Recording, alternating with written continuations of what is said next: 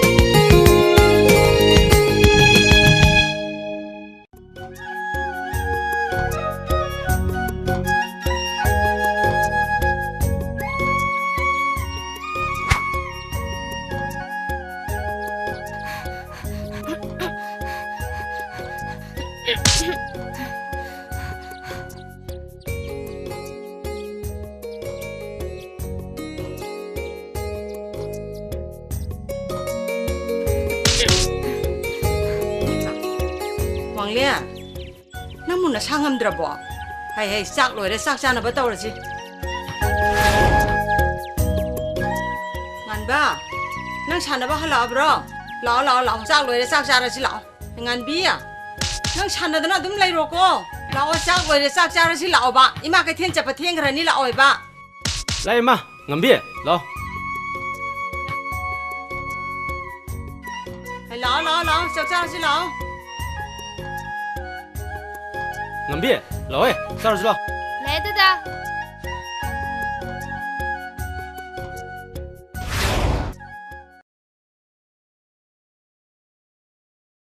सारो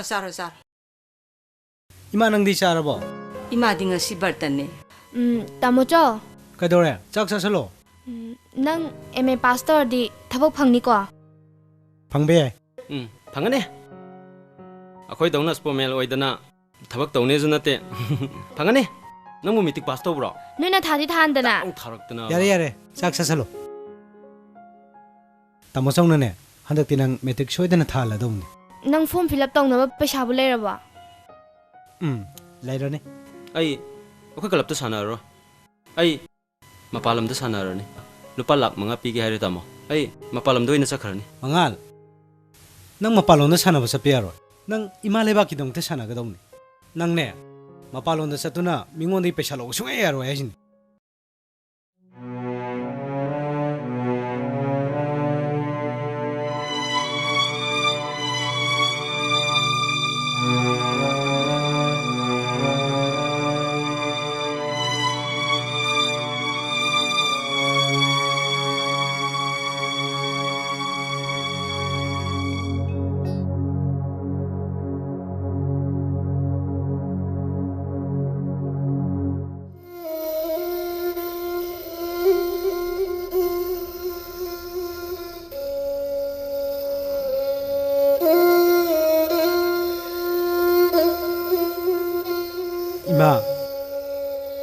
इमाबु बर्तन नुमिथो ए हाबदाइने इसा सिंगले लेमंबसे इमाना हुंतोको पामुदना जागे तौबनिदा इमा नसाइना यामसु यामद्रसु को हेक चामिनारदि फदौबा इमागे बुंगो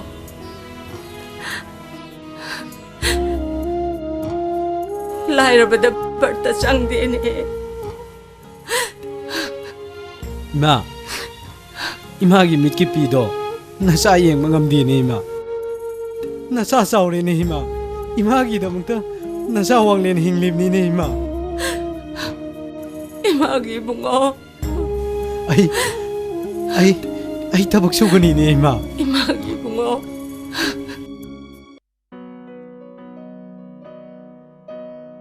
बाबू phone Hello? Have you? I didn't leave from Mutambo, Kariki postpone. Toro. Karieva. Sako Wishing Jeva. Kari problem like Kakari, Imang Nupado, whom ni lerga London is a caneba. Paina, Sassanuna, Pivamna, Matamna, a home procomatani. Bondo, I did Sagol Senedna, the Satar of the Puketaki Sel Chatavayadine. Kariaba. Yaina, I the Mangupa Malaysia. Mamma Pada, Tagitolo Pizana. Pull Pigino. Mangupa of Darkality. I get the labor dinner, Isanu people, Lunato people.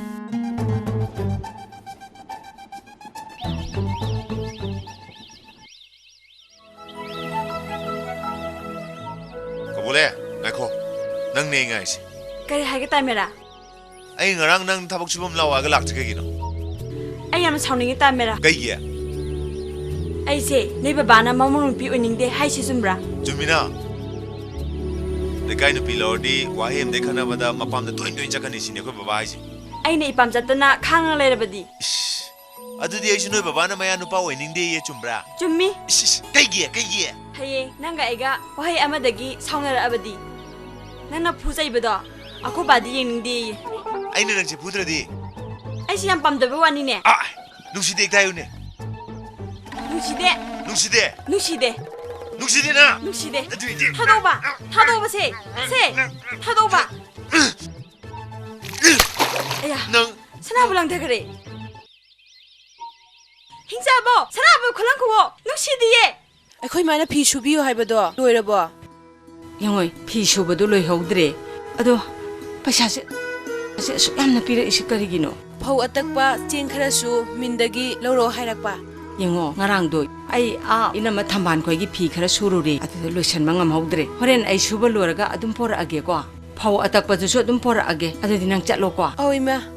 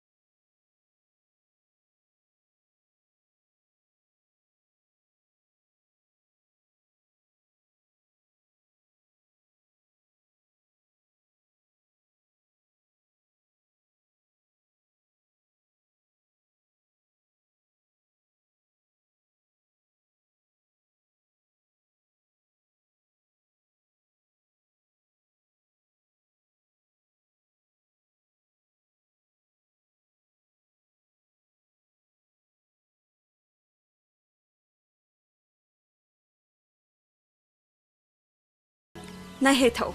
Simi, ilu. Nupa na hana thakna bane na han thau. Nang ai lo se. Nang jidi ba.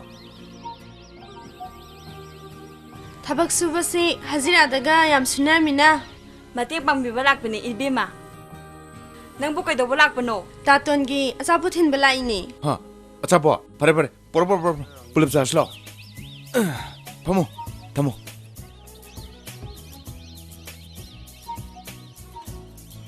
Kabok lain na bu porok po. Ichal nupi na bu porok po. Yamcha. Chujak ni ne. Kabule. Si. Chau. Chasilo. Si.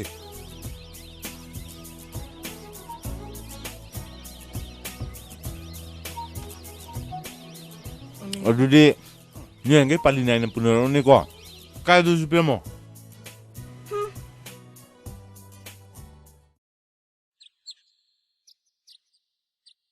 Kaino ako'y nahaydojibbo. Kanamto bulay bu udine bungo. Ay yagto kauge tamo. Kana lagi yung sibo. Kanamto lebida bro. Ise ay kauge tamo ni mo ay kauge. Yung masubo kana lebige miyum to lebida bro. Babong bukom na chatok kibage. Babadi walking sakhi. Cici. Babadi nang luhong bagi arang bang hangba sakibado. As loire. Luhong bagay na haydok pala isiga. Ngako. Nang nangangi do ngako ko. Kedore ba? Ay ko Pulang jadi. Bhakti si buhay po baptadrine. Nanay gi chanu paga. Jansa sahib ki chanu piga haina singna bato. Maduda ngarang si ay chalam me maduna na nupi ma pusale. Kari ba? Ha? Nam kram ma pano. Leba kunjok thindna walo put. Ha? Hoji bulu om kaya bro. Era tamo. Kai kare kai no.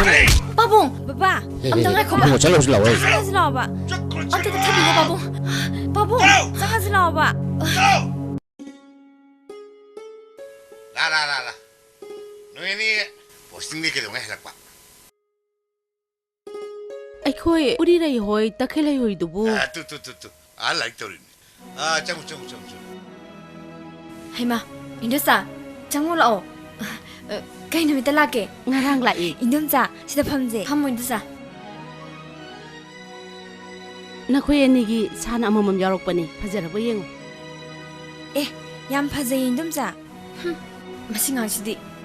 ngay khô nè ông bố cái lại đi nó quay cả cái bà ni bao hecta bà cái lại isni nang gi engage tong no ba doctor du bu atopa nu pi mse le es bu suma bro indu sa akhoi baba na kahan ba lohong bane ai ne khrmai na jan pi kain me dori hey ina gulab nang HD siwere na ne yam de lekala kan sumi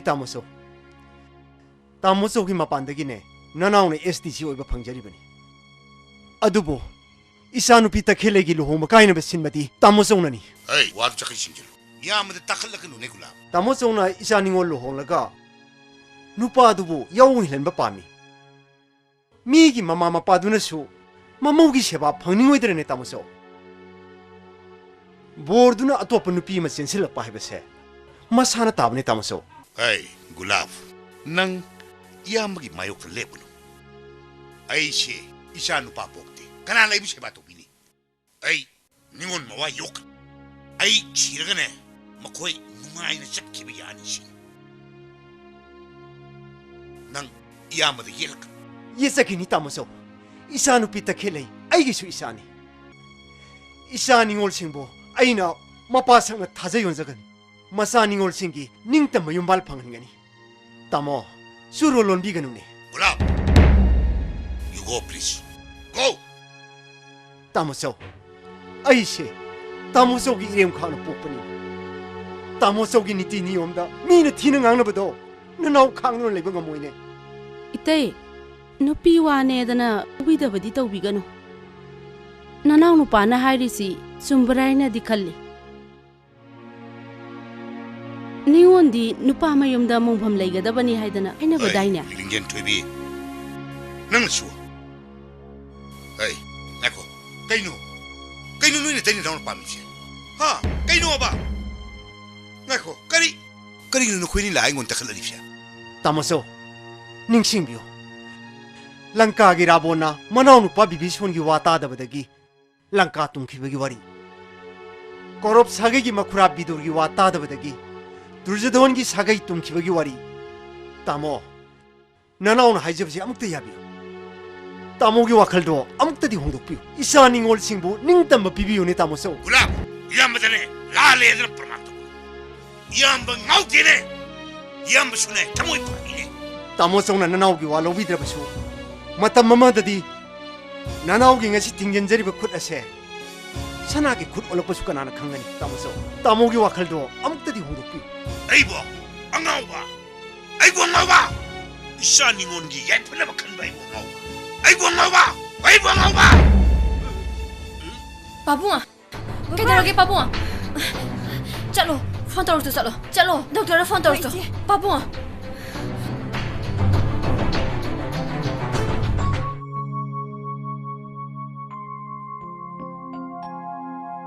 babua wakal nungai taba dobi gano wakal nungai na leibiyo ahaw ba saba se khara halla se ai be ma padi ahaw ba si saibu maro tari ba paw si wo sumra ne natti nang bu khara phara bro babua sida phamje lengyelo yare ne kasi tau benati la nangi saugan bi laheu hobugi laina do maline babua ahaw ba sabagi laina ne tauni ne singki ji amaga yel amubi marung kopi amaga dia ba fajana takhat pajani taune ba ai khange uri re apok pi namadre le ramlabadi kaya da nuai jakbalo era bondho nungai to wakal khalunu ne akhui mayam leidi sidi ei kari shukandi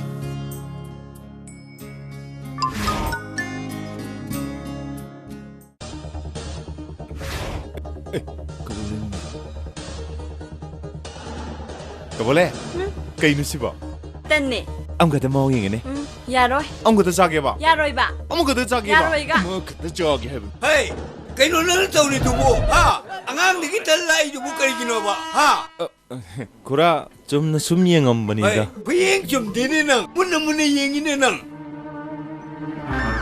มีอ่างหินะมาป้ากิทบักชุบมดาตันปูระบาวดานั่งลากขึ้นซาเรเนี่ยฮะมีอีกไก่ขี้นี่มีจุนน่ะซุมยังจะเป็นไฮเดนะอีกไก่เดี๋ยวไม่ท่าเป็นสิเดียชาบลุยดีบอกคงเราไม่ช่วยเสียเลยชาเลยชาบินะชิงโชกไปเฉลี่ยท่านาบุญมุนแล้วก็ชิงเดือดสุดลังเทียเนี่ยเอราคุระกันหายจิลิโนดูเดียกันน่าหายลิบกาให้เนี่ยให้เนี่ยมีนะมีพากีตัววันนี้ไฮเดนะมีอีกไก่อันนี้บ่ โอ้ยเนี่ยนุ่งชีน่ะซุมพากีตอร์ก็พานะซุมขันน่ะโลเรอัสพากีบัววันโลนะบ้ากะรีพากีฮะงั้นถ้าบ้าตุเสกอะไรอีสุปอยบล็อกไอ้คนตัวพากียัดดิพากีบัวยาดระบ้ายัดดิพากีบัวยาดระบ้ายัดดิอัสคราบุนาวอะไรไงด้าอามุนบะจามด้าเตนวานะตงบ้าอามุนบ่าวาทับีด้าคุยนิ่งนะตงบ้าอามุนบ่ายนอกตะกวางนะจ้าบ้าแล้วเอาแต่ละหลังดูบินะตงบ้าแล้วเราคิดทาริกท่าตะจารางนะตงบ้ากูร้องงั้นไม่มาปันด้าคุยนิ่งนะตงบ้าบูบิรักทรอนั่นทีคราบุนาวไว้แต่นะฮันูรักปราบ้าเฮ้ยคุยนิ่งบ้าคังเฮ้ยบาเซตกี้คุยนอกบ้าคุกินนั่งสิดีเนี่ยอาร์กุเมนต์ใส่นี่ก็นั่งเชื่อเลยชาบิดิกิมานะตั้งเกลาดนะตับท่านนายบิโรเซตาเมระตันเซอามาตังมาฮาวินบิโรบิเจโร่ดูดิจ่าเลยมุนเลยจ่าเลยดูชิดบ้าเฮ้ยบุ้งก็จบว่าบุ้งก็จบว่าให้เที่ยงกันนี่เหล่าเนี่ยเฮ้ยการีก็ตัวมึงนั่งห้องจัดนั่นเนี่ยแล้วเที่ยงเหรอให้พอใส่ก็ตัวชูรับระแล้วชูเรมา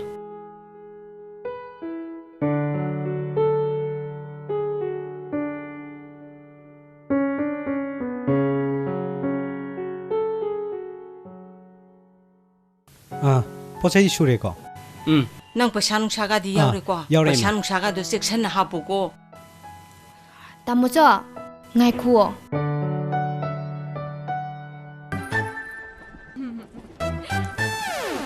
งั้นเบี้ยนั่งที่ใต้ดิพิชางารังเนี่ยไอ้น่ะทารอยคุณลูกบดาพังกับป้าไปชาเนี่ยฉันนับปีกี้ทารอยยนต์ไปกี่ไปชาเสียสุขไก่ทั่วเล่นเบี้ยนั่งเมตริกไปคัดท่าตัวกระดมนี่ก็เลยกันนั่งเป่าก่อนนะเฮ้ยตามมาจ้ะน่ะไอ้ยุ่งสัตว์ลูกจัดเลยจัดเลยนักกบพาวจิกแต่พอโอ้ยโกยบุงอ่ะจัดเลยจัดเลย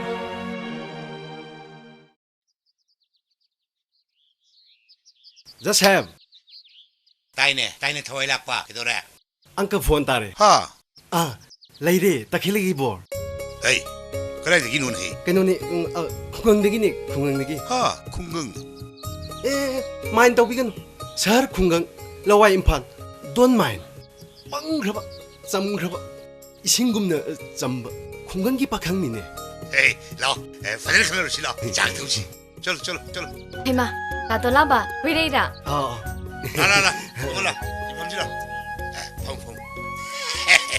哎，那个，发我啥都可以，我不懂的呢。老情我还的呢，没那么情他不的。哦，哟，要赔呢啊，给些这种啥？没得莫克吧，没啥莫做，怕克吧，你比那帮我的吃大你呢。嘿，大哥嘞，那你打多那么个价钱呢？哦，巴布。우리 레네 부터라니. 바봉 한대 김에 당시디 조엔 바디아드리. 영파이다. 따돌아봐 자탁시. 파이.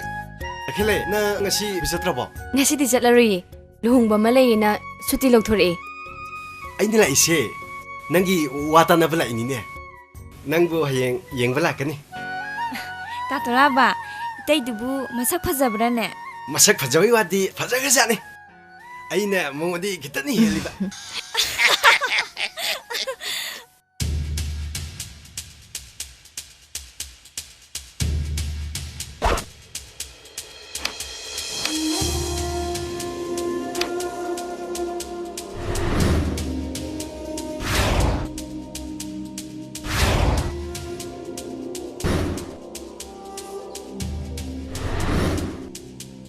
نناوني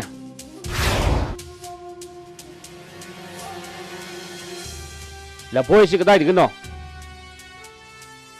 مخوي من دغني ما مليم بدو لا فويم تساسه كه هبدا مخوي نه يادبا مدودا इन साउनिंगना थांग ल कक्तुन पोरपन अदुदा खोइना पुरान बा हुगदबनी लाकदबनी ꯊꯣꯏꯒꯗꯕꯅꯤ ꯃꯗꯨꯗꯨꯅ ꯅꯈꯣꯏ ꯃꯤ ꯑꯣꯏꯒꯗꯧꯔꯤꯕꯅꯤ ꯑꯩ ꯅꯨꯡꯉꯥꯏꯔꯦ ꯑꯗꯣ ꯅꯈꯣꯏ ꯑꯅꯤꯗꯤ ꯀꯩ ꯆꯥꯁꯤ ꯍꯥꯏꯕꯅꯣ ꯃꯌꯥꯝꯕꯅ ꯑꯄꯥꯝꯕꯗꯨ ꯍꯦꯛꯇ ꯌꯥꯏ ꯃꯌꯥꯝꯕ ꯑꯗꯨꯗꯤ ꯌꯦꯟ ꯆꯥꯁꯤꯔꯣ ꯃꯌꯥꯝꯕ ꯀꯗꯥꯏꯗꯩꯅꯣꯗ ꯂꯩꯀꯥꯏꯁꯤꯗ ꯌꯦꯟ ꯈꯣꯡꯕ ꯇꯥꯗ꯭ꯔꯤ ꯑꯗꯨꯗꯤ ꯉꯥꯅꯨꯔ ꯀꯩꯅꯣꯝ ꯆꯥꯁꯤꯔꯣ ꯃꯌꯥꯝꯕ ꯉꯥꯅꯨꯗꯨꯅ ꯍꯦꯟꯅ ꯂꯩꯈꯤꯗ꯭ꯔꯦ ꯃꯌꯥꯝꯕ ꯀꯕꯣꯛ ꯂꯩꯍꯤꯒꯤ ꯚꯥꯏ ꯍꯦ ꯀꯕꯣꯛ ꯂꯩ ꯄꯣꯝꯁꯥꯠꯅꯔꯕꯤ ꯂꯩꯔꯥꯡꯅꯤ ꯃꯍꯥꯛ ꯃꯅꯨꯡ ꯃꯇꯝ ꯆꯥꯗ꯭ꯔꯤ ꯃꯍꯥꯛꯄꯨ ꯃꯅꯨꯡ ꯃꯇꯝ ꯆꯥꯔꯕ ꯃꯇꯝꯗ ꯈꯥꯕ ꯑꯩꯅ ꯂꯧꯅꯤꯡꯕ ꯃꯇꯝꯗ ꯂꯧꯒꯗꯧꯔꯕꯅꯤ ꯑꯗꯨꯒꯨꯝꯕ ꯀꯕꯣꯛ ꯂꯩꯅ ꯂꯣꯏꯖꯔꯤꯕ ꯍꯧꯗꯣꯡꯗꯨꯕꯨ ꯆꯥꯊꯣꯛꯁꯦ ꯍꯥꯏꯕꯗꯤ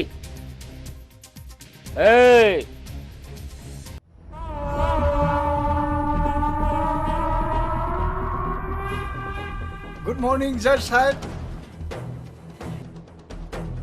Morning, morning. Hey, tabaki. Ma'am Sahib, takhele unaba lakchavani. Ani bani, ninjalu.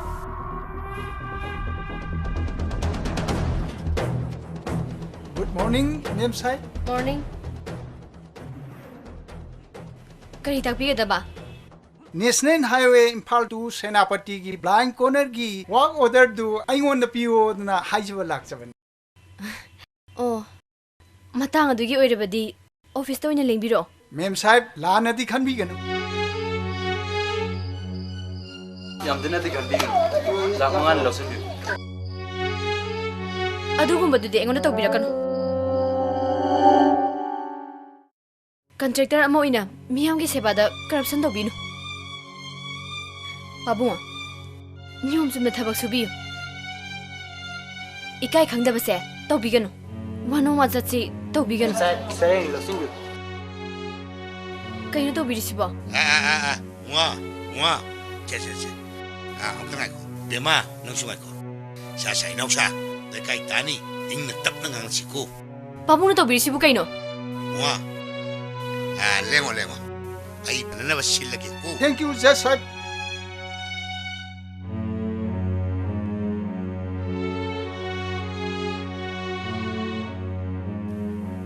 Makoy tamo. Yes, darling. Hayo. Aise phajabra. Phajai. Baba, aidi phajabra. Isa asu phajai. Baba asu phajai ko. Phajai. Punamak-tagi mama na ihen phajai. Yumsibo. Gadar koklay bro. Hai. Phajabi. Kanano la isbo. Kana unabigadabano. Jal Sahib Sauren, wano malay nung kaibiyo. May tamo, ahal ama wano malaiye. Amta lingthok biro. Pani. Ngaglay bihaw ko, ay tabam da chacharukige. Judge Sahib, thajadana. Namaste. Sayo, isanu pigay bungo ukhanabado. Mi mayam taraga, fajadi. Bungo tikadar. Wanom wachat saren, paisa. Pidana ne, miyang mi tabak togi khanggano. Ay isang corruption yati. Miyam kangraga mo tikadar si chopa tare. Ay ne yum de hetat sinjera. Se lakshan biuse. Judge Sahib, adongi sanu pina atopa tikadar dagi sel lauraga tika pibadi yabra. Isanu pina ne sen chabu kudat pamthadon gibi. Ibugo gumba buksel chengda. Tikadar kaya leibadagi quality control tok tabadagi leba wato oilibani ne. Matungdadi ne isa nupida wanom sin pibigano koibu ne badanam pige khanbigano ko se ai da leijin emtek ne mi sidia juba ko sumsi machu sidia khoi lai si la yeng bla iro kaina yeng bla ne khoje lao as ita alla sida as nang sidi do as ai di ba Era nupi yeng la ga halle se bo la as nang sina pakjing de chingi bor sina ba una as humang loi kang hale ruma loi ba se sile se slow Judge Sahib Quay lại. Ô, tôi la bên tôi la vào. Khôn. Ngoài cô. Ta khé lên. Đi đi. Lại không chứ. Tôi la bên tôi la vào. Đau lâu xe. Lấy ra mình xe. Lâu. Lâu thôi nó vậy.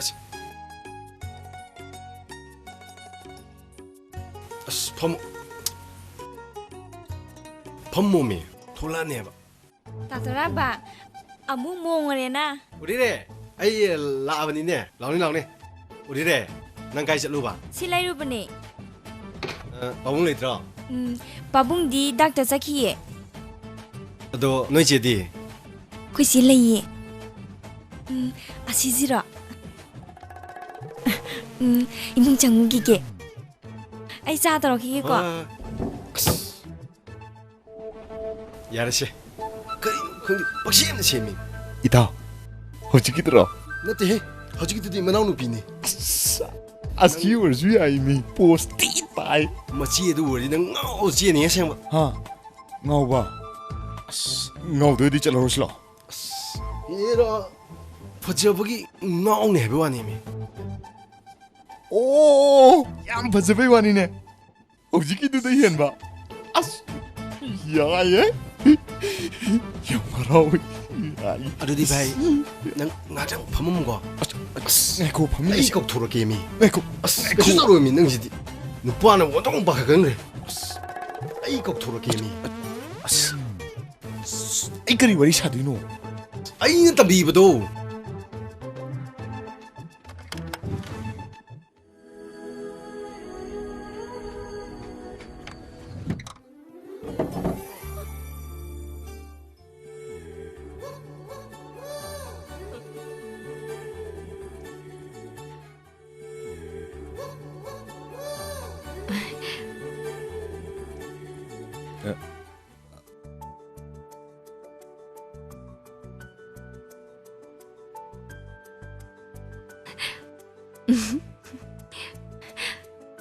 자 빠이세.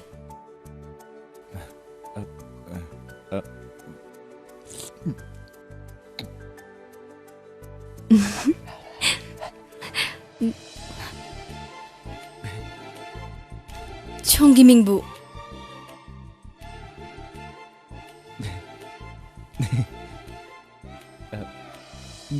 내라죠. 애기 민디 행비르르이드라. 강제래다. 딱힐리. 거리 디파트먼트 레비게. yum도 있는 리지. 신판부 황자분이. लऊ सिंह है बता रहे ओ अदुदी हम फैना agriculture department ले बदे छोंगी माइदो सोमदो इन ऑनसिन बिरो worry सासे सुमदौबा ऐसे अनौब नुपी येंबसे गाना थोप नुमित येंबदौना मिचे पियेक्ता ताबा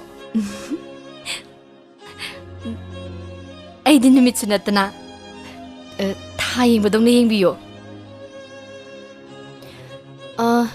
लहु सिंगुबगी लोइसंदा लेबिरिसिबु करी ओइना लेबिबनो अदुई वादी यानी आई उजगी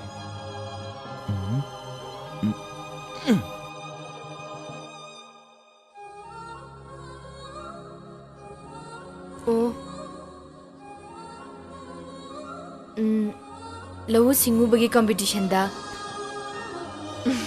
ख्वाइदगी साथोक फाबा लौमी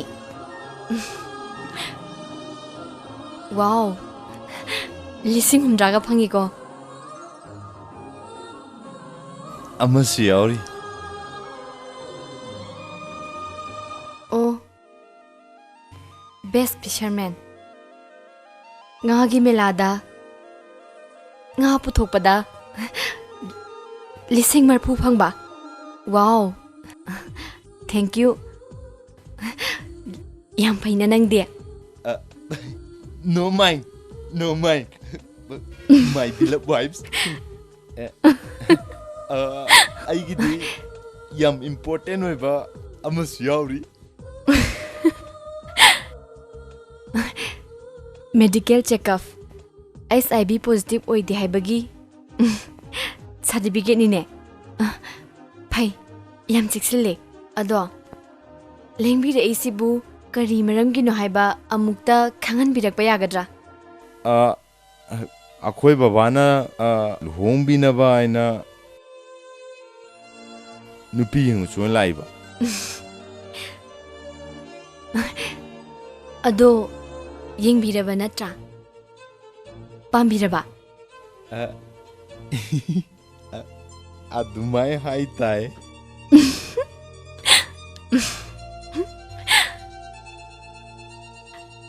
Adudi pukningi warisu khara phongdok pirakpa phaina.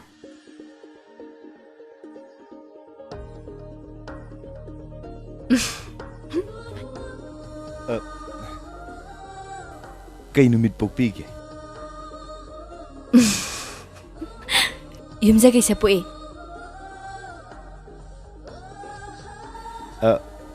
Yam paye dudi. Panjiga adum Sum kra. Atopa wari khara su dum saro yam nungai. Pani sajage.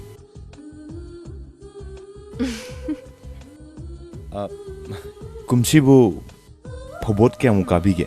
Haima. Yam nungai na sidia. Ado somna hauji phau yum pan bidrisibu khangna chanabaga leibidra. Lei kabok lei kobi ma akhoi de dei lei. Ado hojikti bidai pikre. Kamaina bidai piriba.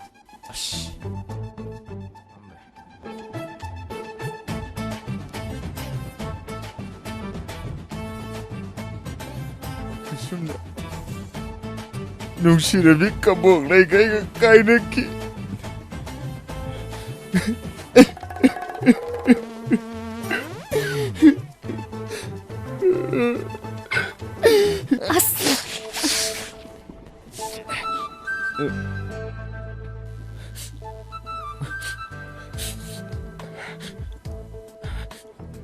Adu yamna nungsiba nupi kabok lei kainabada mittagi pidaba ngamba. Adu wiradi aibu su kainaba tambiramudana. Nupi yung chuan laga bidai piramba habse. Yanadraga pirambe wani. Pambidra suka sukaide. Ai chalage thenge. Ito! Ai sendanagamda thongam chasila o. As, bhai ai sum manung di saba thapka tarui ne mi. Navaindi grosiam oirena. Puning wakhan loin phongdong na re ko. Saga thabo. Te. Adadi takhile. Khoi mu lagi ko.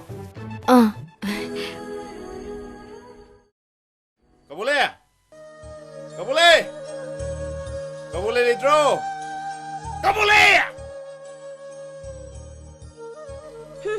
Kari takpi kita ba? Ye. Nong malak ta bada minga kauramine. Kari takpi kita ba kai. Sajai na kanjen bu. Hani mingde koro. Hani mingde koro. Thado base. Pasan koro minga udo. Aise nangi parvati oina khanbi ganu. Ye. Aidine lamlambini. Ye. Aisine nang devdasan khanbi ranu. Adubu afam amdi sengdoki laim ni khama ba. Akoi babana ne a impal da mau yeng suan yeng ramni. Phare lohongna tawro kaino. Imphan nupi torob jabi da. Nang leibani ne hekta hongni suya diye. Aidine nangi lohongbada athing me pigadaba nupi sunate. Ye marau leibi ya.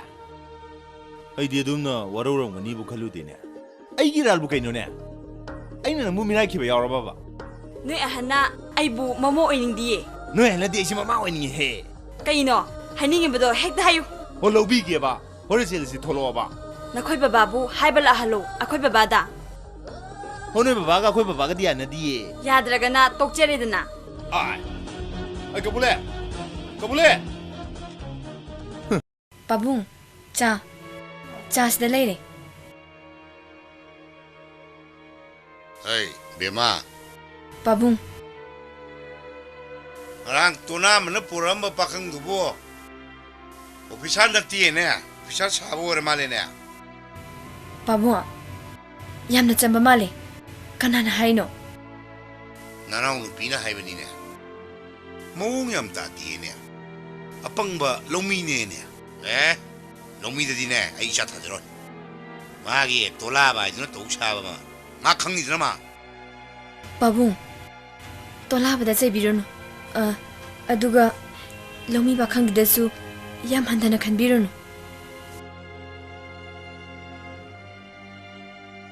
Magi tola ba isina. Man hek to simak ta pamam to lo dum ni.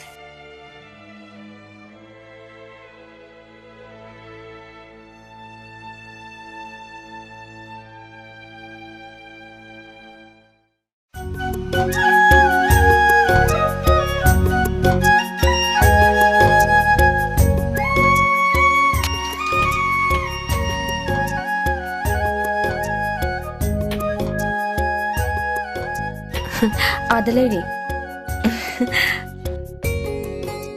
Asigiro nang na ikoi sida pura la isa. Haima, sidi na hanong mama office da lamba duninya. Nga phari male, yung silao. Madam lao.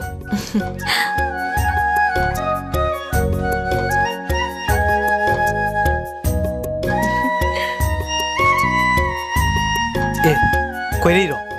Yam thajadana galai. Ay di am toin lakane hai judi. Office da igin nang na nakta lak sila iba. Yani kahla age yum na samuse. Aina ni imphal da haigalak badane. Nui de sang ke tawbone ba. Aduda gari manung da dum tom thokra man. Khangjare bungo. Aikhoidana nungsibani. Nang adi kaisu khangbi banati. As nang sawrono ba. Hanamu lawsang karak badane. Nui de soidana sang ke ba. Aduga nang yam pamjaba sahog du su por ke ba. Kambongsu. Chuhi du jiyo ka doini. Kawan kraba nang na amuk tumlaga laithokradi. Tumdanaba umrom sarage. Nabuk sawatana amuk shikradi. As aidi mangjare. As kaideno da. Mi umor mga sabdo silaw pi pote. Langthai sa lak doini. Parene. Lakandaba nang se. Aina wana ngayam lagi ni. Hoy. Kariya ba? Wana as loire. Nuai na lera muya dro. Adudi phare. Ay office tagi lakpane chatlagi thengkhre. Hoy. Chalo ko. Takhale. Mathang lakpadadi hedang ari su porke. Ngasang anong purak pa kauni ko.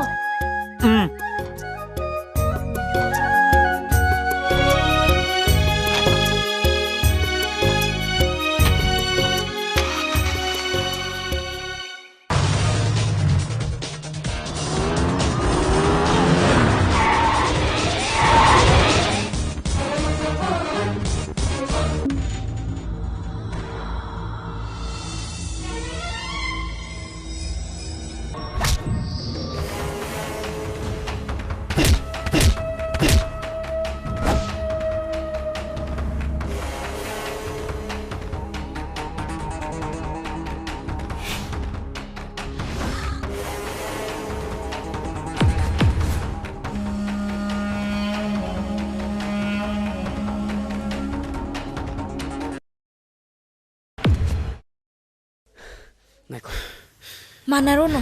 Nupi yang angga usta batawur. Sana batawur si. Pakat pi. Mana manba eme pastor ba mahiro yamana. Tabak jilau tido makai mamagi mateng pangana ba. Riksho tawduna sentan ba. Atang mani mo. Mo wena kokjabadi. Isa uri rei bo jet kan bigi damak nungai jadana ibungo boina kokjabani. Ibungo gi tawimal khangbo chaboina. Ibugi damak riksho mo lejerage. Hai pele. Takele. Uri rei. Ado pam na suyo ke. Ko. Ado no ngak pam na wari watai ta horo ko. Hoi babu. Ado bunga ngak pamu go ne kwa. Ngak pamu go ko. Ibungo wanglen. Yumi shoktadi nungtigi dum hanbra.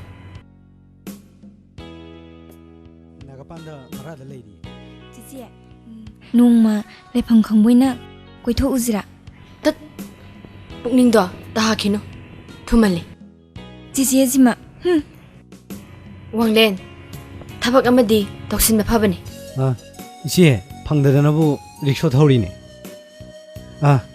아도 아유 뭐 여러나 떠오르기 호이 호이 여로 여로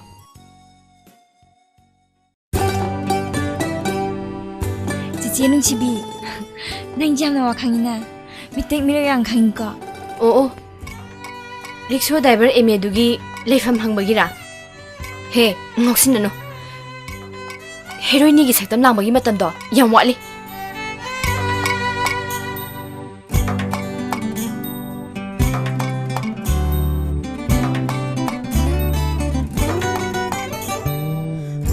Sumayum sangkare halasi nangbu janabi nong pohen bitha jana thorak lani wato laktagi halasi danung shirabi halasi danung shirabi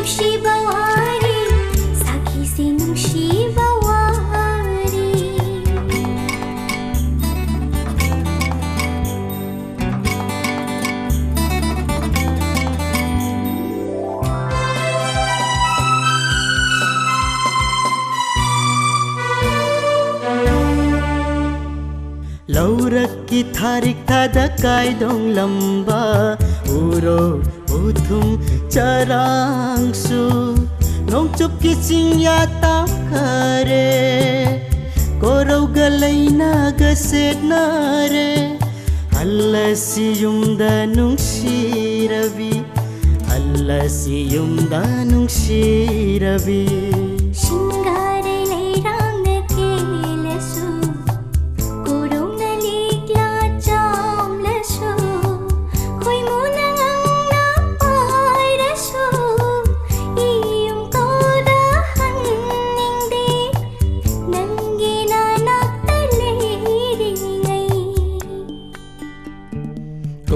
Sumayum sangkare alasi nangbu janabi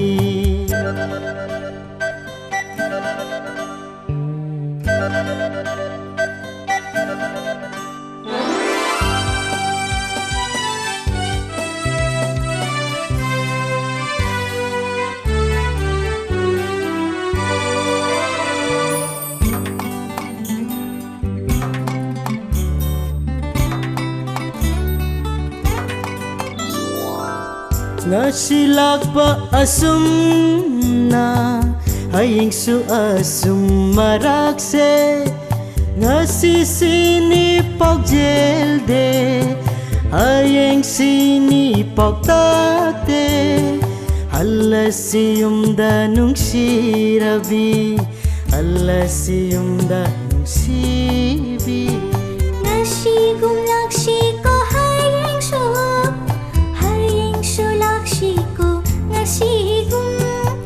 Mashini nungshi bagi matam kaune nungshi ko nungshi matam Korau sumayum sangkare halasi nangbu janabi Korau namayum jangkrasu haning de aidi haning de halasi nangbu janabi haning de aidi haning de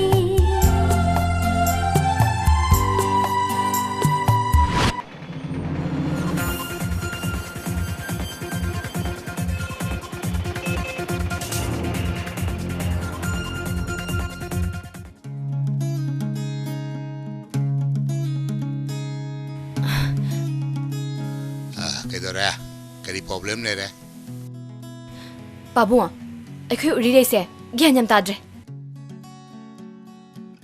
ꯑꯩꯁꯨ ꯅꯅꯥꯎ ꯅꯨꯄꯤꯁꯤ ꯀꯔꯝ ꯊꯣꯛꯒꯗꯧꯔꯤꯕꯅꯣ ꯈꯪꯗ꯭ꯔꯤꯕꯅꯤ ꯍꯟꯗꯛ ꯃꯔꯛꯁꯤ ꯃꯥꯒꯤ daily ꯔꯨꯇꯤꯟꯁꯤ ꯏꯍꯣꯡ ꯍꯣꯡꯒꯨꯝ ꯇꯧꯏ ꯏꯄꯥ ꯚꯥꯞ ꯇꯥꯏ ꯑꯗꯣ ꯏꯄꯥ ꯐꯥꯝꯗ ꯃꯤ ꯉꯥꯏꯔꯝꯒꯅꯤ ꯑꯩ ꯆꯠꯅꯕ ꯇꯧꯒꯦ ꯀꯣ ꯄꯥꯕꯨꯡ ꯐꯥꯝꯒꯤ ꯊꯕꯛꯁꯦ ꯈꯔꯗꯤ ꯄꯣꯊꯥꯕꯤꯔꯣ ꯑꯍꯜ ꯑꯣꯏꯁꯤꯜꯂꯛꯑꯕꯅꯤꯅ ꯅꯆꯥ ꯑꯩꯈꯣꯏꯒꯤꯁꯨ ꯈꯔ ꯈꯟꯕ ꯐꯩ ꯑꯩꯅ ꯊꯕꯛꯇꯒꯤ ꯄꯣꯊꯥꯔꯒ ꯃꯇꯝ ꯈꯔ ꯐꯥꯝꯗ ꯃꯇꯝ ꯂꯦꯟꯕꯁꯤꯗ ꯅꯈꯣꯏꯒꯤ ꯅꯊꯧ ꯅꯉꯝ ꯄꯥꯡꯊꯣꯛꯇ꯭ꯔꯦ ꯍꯥꯏꯗꯅ ꯏꯄꯥꯕꯨ ꯋꯥꯔꯧꯔꯤꯕꯅꯤꯅꯦ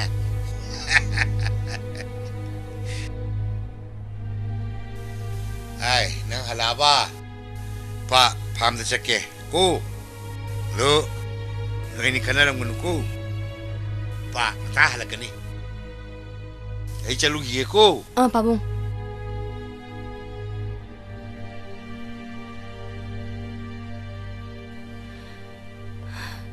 ꯅꯪꯒꯤ ꯔꯤꯛꯁꯣ ꯗ꯭ꯔꯥꯏꯚꯔꯗꯨꯅ ꯌꯥꯒꯗꯕ꯭ꯔꯥ ꯆꯤꯆꯦ ꯃꯤꯕꯨ ꯍꯟꯗꯅ ꯈꯟꯒꯅꯣ ꯐꯔꯕ ꯐꯠꯇ꯭ꯔꯁꯨ ꯃꯥ ꯏꯃꯦꯅꯦ ꯁꯥꯔꯇꯤꯐꯤꯀꯦꯠꯇꯤ ꯄꯥꯏꯕ ꯁꯦꯟꯊꯣꯛꯇꯤ ꯂꯩꯇꯕ ꯋꯥ ꯃꯈꯥ ꯌꯥꯝ ꯇꯥꯒꯅꯨ ꯂꯝꯂꯥꯟꯕ ꯀꯅꯥꯕꯨ ꯑꯔꯦꯞꯄ ꯈꯪꯗꯅ ꯄꯨꯟꯁꯤꯒꯤ ꯄꯟꯊꯨꯡ ꯑꯣꯏꯒꯦ ꯈꯛ ꯈꯟꯒꯅꯨ ꯆꯤꯆꯦ ꯅꯪꯗꯤ ꯃꯤꯅꯨꯡꯁꯤ ꯌꯥꯎꯗꯕꯤꯅꯦ ꯊꯃꯣꯏ ꯄꯥꯟꯗꯕꯤꯅꯦ ꯆꯤꯆꯦꯒꯤ ꯅꯨꯡꯁꯤ ꯊꯣꯡꯒꯥꯟꯗ ꯀꯅꯥ ꯑꯃꯠꯇꯅꯁꯨ ꯅꯨꯡꯁꯤ ꯀꯥꯏꯍꯧꯔꯛꯇꯦ ꯑꯩꯁꯦ ꯆꯤꯆꯦꯗꯧꯅ ꯑꯌꯥꯛꯄꯤꯅꯤꯡꯉꯣ ꯅꯠꯇꯦ ꯎꯔꯤꯅꯤ ꯅꯁꯥꯒꯤ ꯐꯤꯔꯦꯞꯁꯨ ꯂꯩꯇ꯭ꯔꯤꯕꯤ ꯅꯪꯒꯨꯝꯕꯅ ꯃꯇꯤꯛ ꯆꯥꯗꯕ ꯑꯃꯒꯤꯗꯃꯛ ꯑꯄꯥꯝꯕꯅ ꯊꯨꯝꯍꯠꯇꯅ ꯅꯆꯦ ꯑꯩꯕꯨꯁꯨ ꯁꯤꯡꯅꯔꯕꯅꯤꯅꯦ ꯆꯤꯆꯦ ꯆꯤꯆꯦꯅ ꯅꯣꯡꯃꯇ ꯈꯨꯄꯥꯛꯅ ꯊꯥꯔꯛꯈꯤꯕ ꯂꯩꯇꯦ ꯉꯁꯤꯗꯤ ꯆꯤꯆꯦꯅ ꯑꯩꯕꯨ ꯐꯨꯕꯤꯔꯦꯅꯦ ꯆꯤꯆꯦ ꯅꯨꯡꯁꯤꯕꯁꯤꯕꯨ ꯄꯥꯝꯂꯅꯦ ꯆꯤꯆꯦꯒꯤ ꯎꯔꯤꯔꯩ ꯅꯪ ꯑꯩꯒꯤ ꯑꯐꯕꯇ ꯌꯦꯡꯁꯤꯟꯕꯤꯅꯕ ꯄꯥꯕꯨꯡ ꯅꯠꯇꯅ ꯀꯅꯥꯁꯨ ꯂꯩꯇꯦ ꯏꯃꯥꯗꯨꯃꯇꯪ ꯂꯩꯖꯔꯝꯃꯕꯗꯤ ꯆꯤꯆꯦ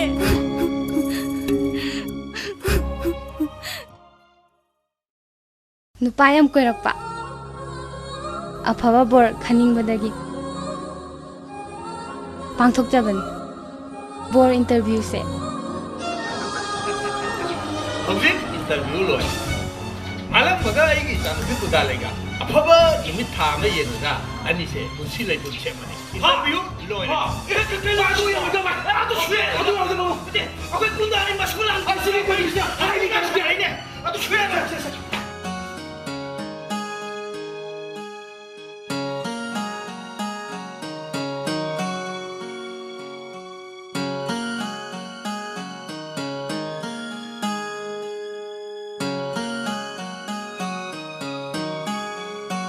ꯃꯥꯂꯪꯕ ꯑꯗꯨꯔꯥ ꯅꯪꯒꯤ ꯅꯨꯡꯁꯤꯕ ꯊꯥꯖꯕ ꯃꯥꯡꯍꯟꯕ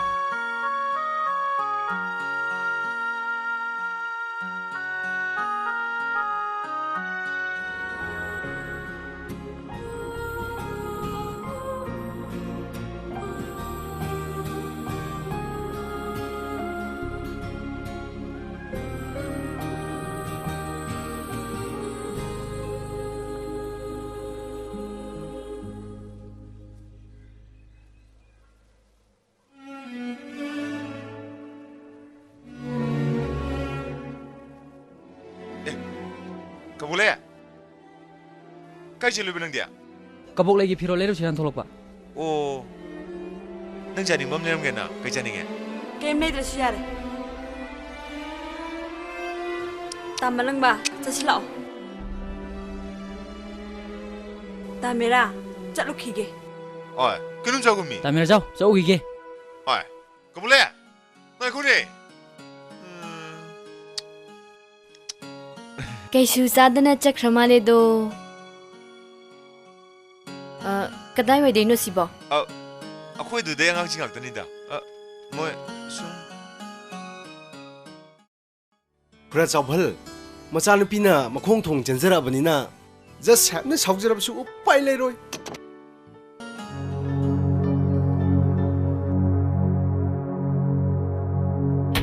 matam khare leragadi masu yauragani adudai marai chawbdo marai hanjargani yadi yadragana ai lerisidi ai tolabani ke Hey, Gokul, jangan bingung terus.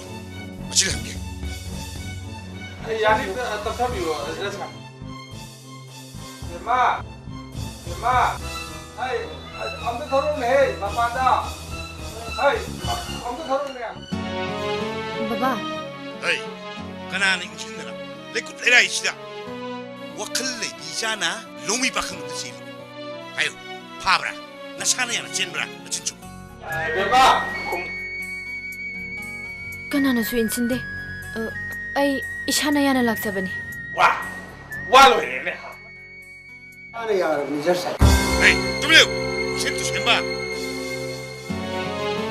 ema nang nasana yana chenba na te hai na Babung nachabu ngai phana lejenaba yai phamangol pina bina mu babung kari thogjan gi wa hai bor piba fai ai dine ishani ngola ni shute ai gi shadi ne shigre takile shigre bunchi chupadane nang pabung bu ko butamu ko fare nang napam lan pangalo fare ichare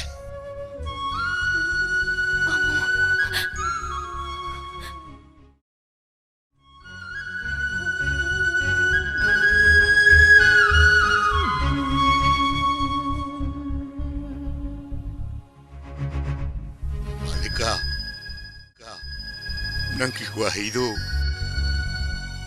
ai nang aku nang ai buaro ko Babu, cici kemain tau lagi. kana gi se hai bain da binang ina chedo shikra bani amo hana ingon magi wak palakano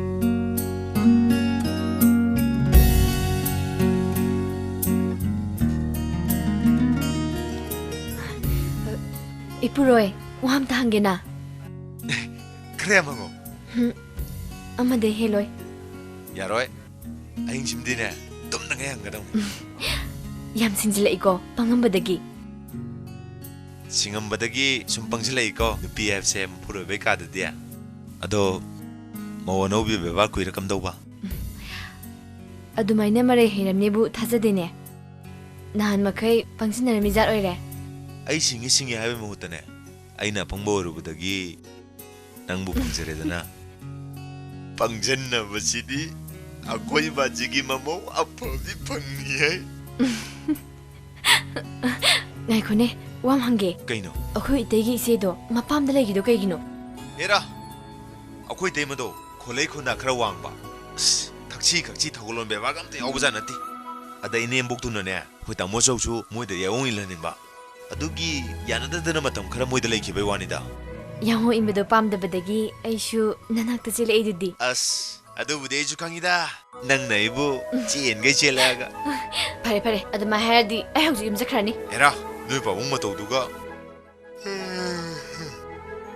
askande kande tumni kaino wadi hangdringaina kaino wali bo hangune sengna khumu ai selapagi nungdangda kapuk leina mamitagi mapitagi du kaigino ai drive nangju khangam boira takhelai si khrabo wari ni da Taton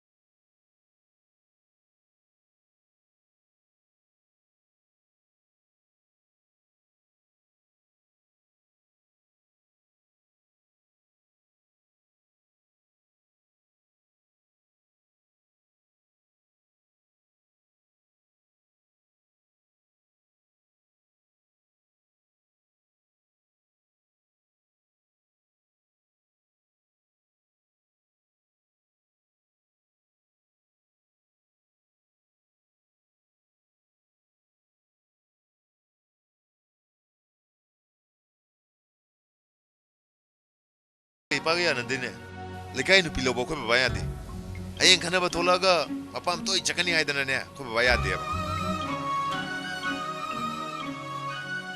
ꯑꯁ ꯀꯕꯣꯛ ꯂꯩꯔꯗꯤ ꯅꯝꯅ ꯂꯩꯅꯤ ꯍꯥꯏꯗ ꯆꯤꯔꯛꯂꯣ ꯀꯕꯣꯛ ꯂꯩꯗꯣ ꯃꯁꯤ ꯑꯉꯥꯡꯁꯤꯅ ꯅꯪ ꯆꯦꯜꯍꯟꯅꯤꯡꯕ꯭ꯔꯅ ꯑꯩ ꯀꯕꯣꯛ ꯂꯩꯅꯦꯕ ꯀꯕꯣꯛ ꯂꯩ Taton, asagi ina maga luhongdingay launadingay kanarabo. Nabani chapchu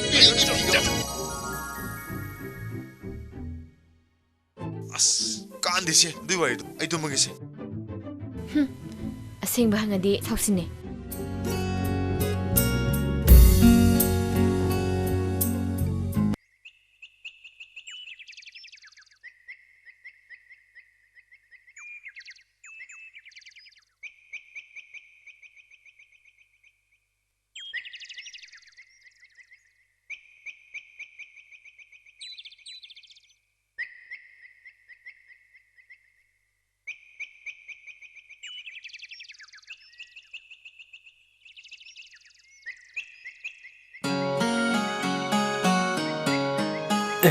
Kabukle!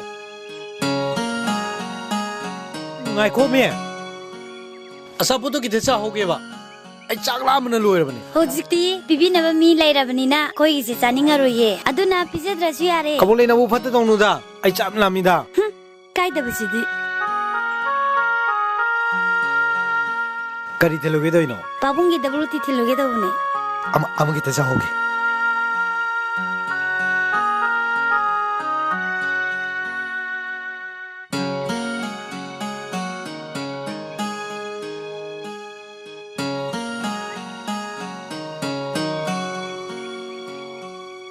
Hema, kada dari WT no musara mi duna. Ting lai kai no.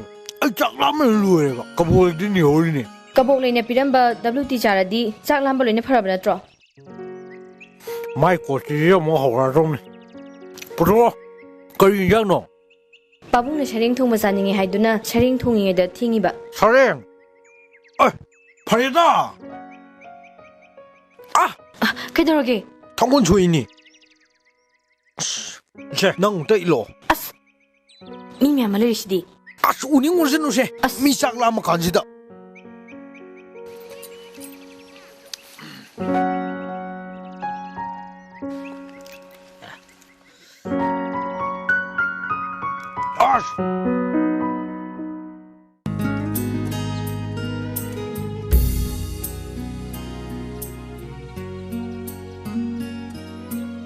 Ai bima koi lai ye kanam te lai tab jala ne mung ji bo bema mi leitro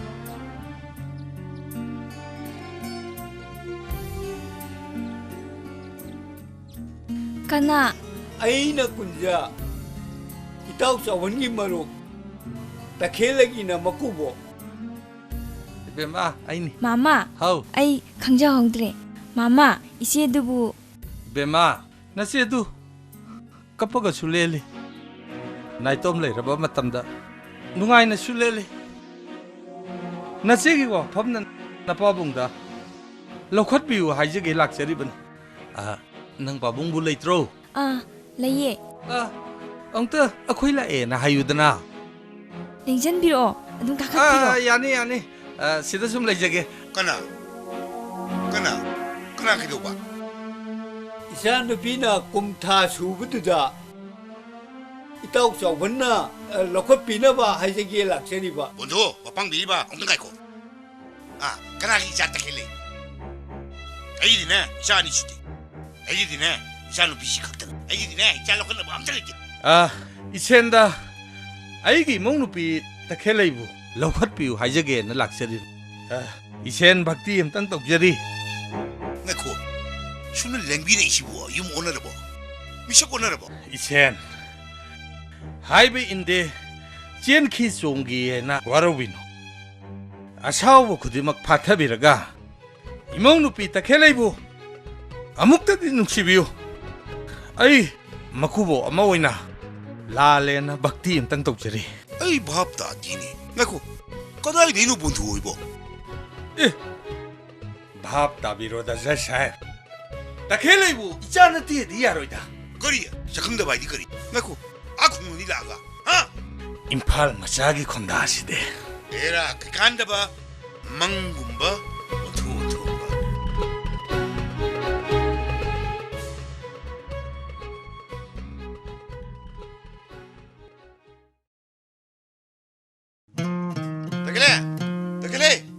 그대로기 진 토리 나 오기 있어요. 저또이니 아이 바자 목대 오게 하루에 엄들 오게 봐.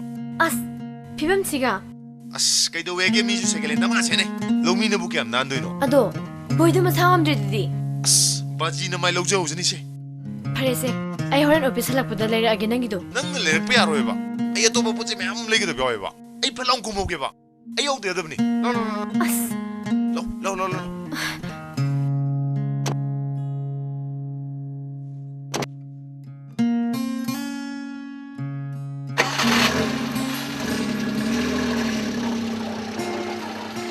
kabule ay ngano na kri biramu ko nang bang jab ke li chana do le ke ba ko yengamu ko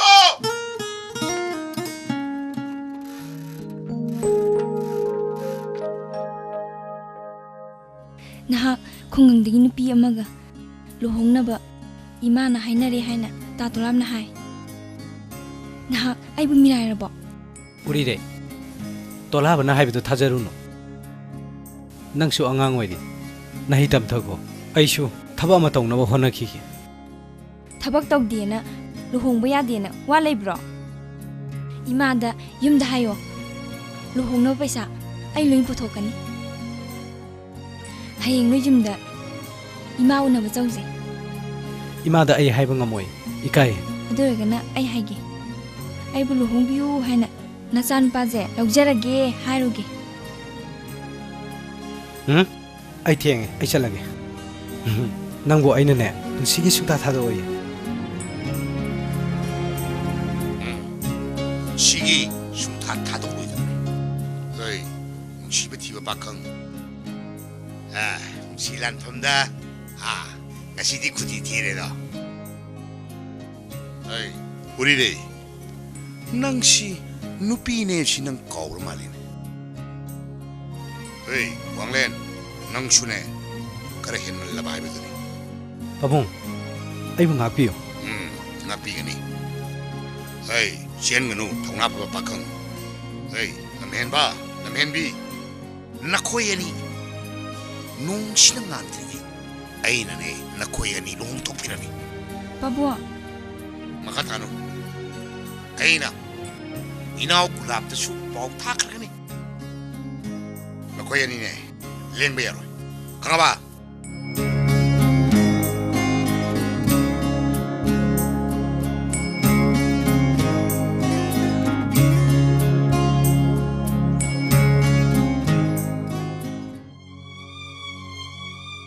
마 미워이바 하이버시 란다방 암데 줌나 잘라바슈 아둠 쿠디티 아 와헤이 하이타바나 마바자 이바세이 아숨마슈 아란바 타레 하이버드네 샤누피기 야이파나바 칸바나 이베마부 더위다바슈 타한드네 아 이베마기 샤나 아이기 샤누피부 밤바두다 농알라가 아이나 타박투마 방통닝다바다기 아둠 아이나 타박투 로신가 아도 아이는 미슈 타제기분이 사위번나라 이베마슈 랭비럭드레 다이붕어 망가락바 까나기 타모이나부 농아이게다기 마담마도 시ገ니 힝가니 ඛꯪ다바 마담니 마이버나 깐나 세나두나 라이키바니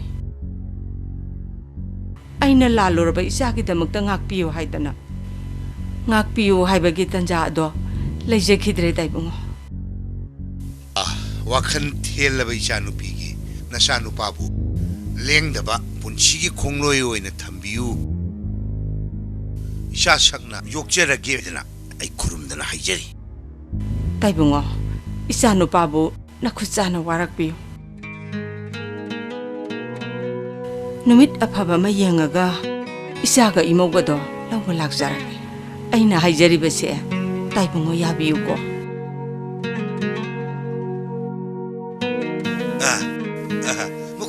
kana aigi isanupa yaimane mana phulbon chanaba simana aigi isanupi atombi nganbi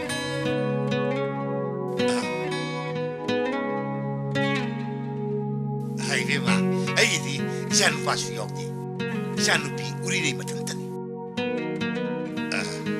아이네 인제리 버시슈 마기 담았더니 아이기 레제리 발란 통성받기 분나막 마기 마민데 로인 판네 ꯑꯩꯒꯤꯗꯤ ꯂꯥꯏꯕꯛ ꯌꯥꯝꯅ ꯐꯕꯅꯦ ꯁꯔꯒꯁꯦ ꯈꯨꯠꯅ ꯂꯥꯝꯕ ꯐꯪꯕꯒꯨꯝꯕꯅꯤ ꯇꯥꯏꯕꯨꯡꯉꯣ ꯑꯗꯨꯗꯤ ꯌꯥꯝ ꯅꯨꯡꯉꯥꯏꯖꯔꯦ ꯑꯩ ꯑꯃꯨꯛ ꯌꯧꯖꯈ꯭ꯔꯒꯦꯗ ꯐꯅꯤ ꯇꯥꯏꯕꯨꯡꯉꯣ ꯌꯧꯖꯔꯦ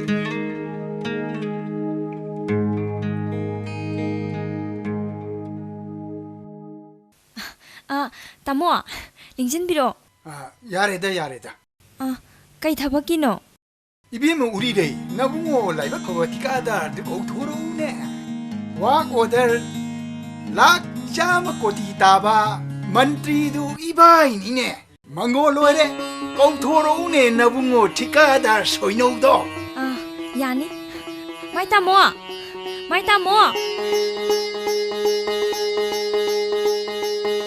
에 타모 양 타저드나 레그피로